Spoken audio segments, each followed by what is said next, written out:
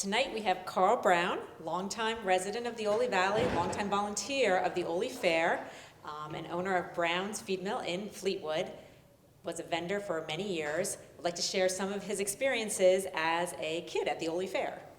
Okay, well, I have a lot of references to the Oley Fair as I grew up. I probably came to the first one in 1950 or maybe even a year before. It was a family trip every year to come to the Oley Fair, and most of the time we spent more than one day here. One of the neat things about the Oley Fair is as far as a young kid was, it was unsupervised. You could run around any place you wanted. My dad was quite busy in the feed booth, the feed tent most of the time, because he was visiting with people that he knew and customers. And so my brothers and I would scout around and see how much loot we could pick up. I still have pencils from the 1950s that we accumulated at the fair, I think. So one of the things at that time is the fair was all in tents, and it was always cold. I always remember it being cold, and the tents were heated, and I don't think the dates changed that much. But that was, one of the things. And usually it rained at least one day. That's been the perpetual habit. And I guess one of the things I really enjoyed at that age was penny candy and being able to buy your own candy there. So as a young kid, that was something to really look forward to. Yeah. What about your time as a teenager and moving through the years? Well, then we got to know other people around. One of my best friends was Alan Eckert. He'd moved from Amity Township, where he was in school with me, over here to Oley. And so this was my chance to catch up with Alan and a guy by the name of Kenny Adams, who lived on the Bodie farm down there at Bodie Corner, just below Yellow House. So we'd check out the exhibits, we'd check out the new machinery that was out there, and we'd check out the girls. So got into a little problem with my cousin one day. My cousin Morris was the sales manager of Brown's, and he was quite active in the Poultry Association. And he got the state poultry dairy princess to come in to be in our booth. And anyways, the poultry queen was quite good looking. Got to talk to her several times, and she was all stressed out because she had a date that night and her parents weren't there to pick her up. So I decided to take her home, which was just up at the light on Route 12 and 662, right behind that light. So it wasn't that far, but apparently the parents showed up just after we left, so I caught hell about that. But she got there in time for her date, yeah. Then through the years, you helped volunteer, and actually you were a cattle judge early on. Right. In the early 70s, I worked for the National Holstein Association. I had the opportunity to work with Ralph Richards. He was chairman of the dairy contest, and he asked me to come in and do some judging for him.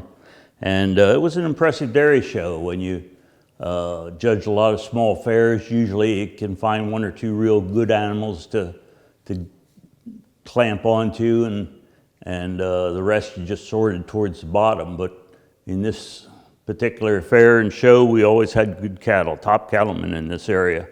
Of course, the Richards brought a string of cattle: the Schlegels, the Youses, the Howards, the Shaws, the Schroeders, the Schaunces, the Schulers, and the Haups. And I don't know who else I forgot, but there's certainly a couple more. So,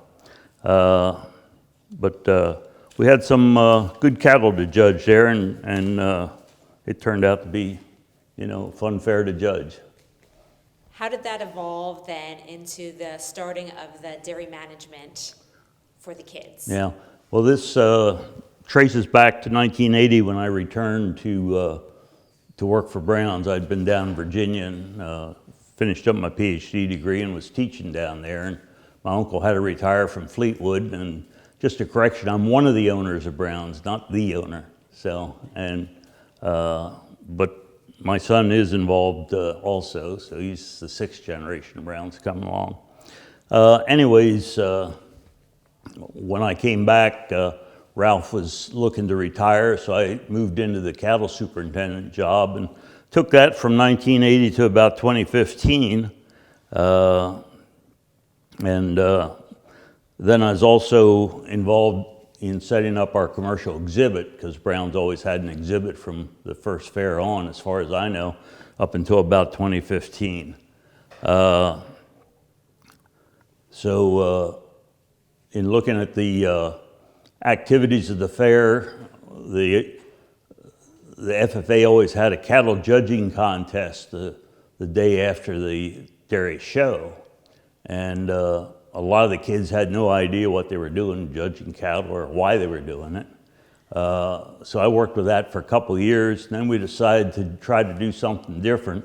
And this was to develop the Junior Dairy Management Contest. I got a sponsor from Morrissey Insurance, and they're still the sponsor for it. And we put in 4 classes that involved knowledge of not just judging, but also the physical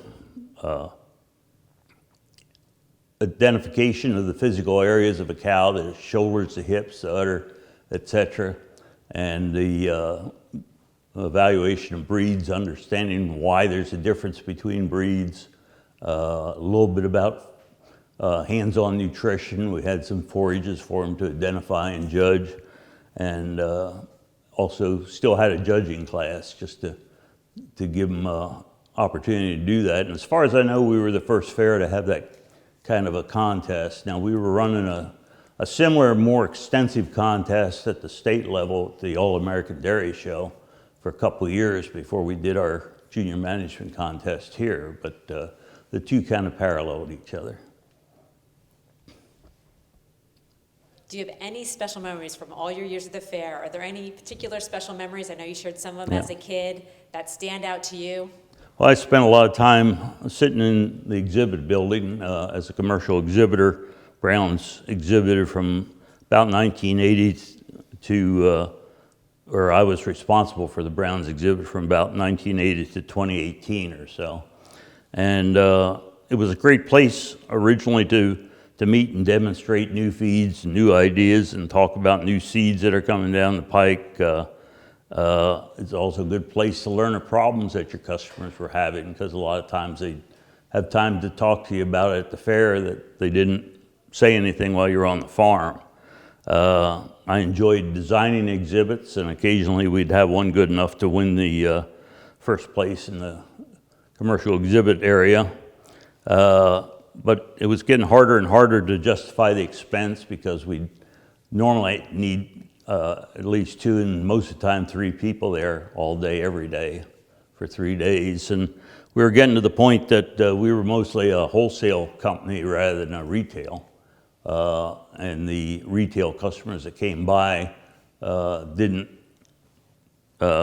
interact with us as much as the wholesale guys did. So eventually we had to pull out of the exhibit. And as you saw, there's an evolution in all the exhibits. So as far as anything that really sticks out, I think one of the big things that stuck out was the day we were doing the dairy show and the hurricane blew the tent off of us. We were all trying to hold on to the sides of the tent and finish up the show. And second year, we decided not to hold on to the tent. We got out of the tent because we were afraid somebody was going to get hurt. We finished the show in the cattle barn, which was kind of a messy place to hold a class. So one of the things I found with the exhibitors in the dairy show is that they were good contestants, hard workers. They loved showing cattle. They loved keeping the barn clean. You know, one of the problems with the show is it was very hard to get good judges, because the All-American Dairy Show is always in the same week, and people were quite tied into that. So, yeah. So that's some of the memories we have. Well, thank you very much for joining us this evening and sharing all of your memories.